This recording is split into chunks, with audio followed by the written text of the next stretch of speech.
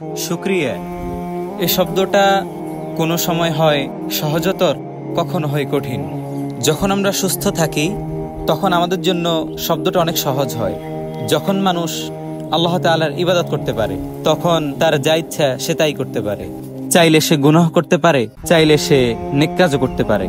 যখন মানুষ সুস্থ থাকে তখন সে চাইলে আল্লাহ তাআলার অধিক শুকরিয়া আদায় করতে পারে। কিন্তু কখনো কখনো দেখা যায় মানুষ যখন অধিক সুখে থাকে তখন সে আল্লাহ তাআলাকে ভুলে যায়।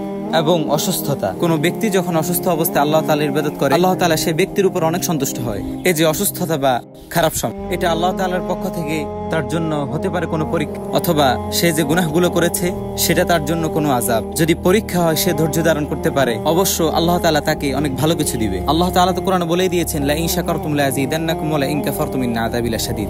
যদি তোমরা নিয়ামতের শুকরিয়া আদায় করো আল্লাহ তাআলা বাড়িয়ে দিবেন। অতএব আমরা যখন ভালো থাকি এবং কি সুস্থ থাকি, অথবা যদি আমরা খারাপ অবস্থায়ও থাকি, আমাদেরকে সর্ব অবস্থায় আল্লাহ তাআলা শুকরিয়া আদায় করা উচিত। আল্লাহ তাআলা আমাদেরকে শুকরিয়া আদায় করা তৌফিক দান করুন।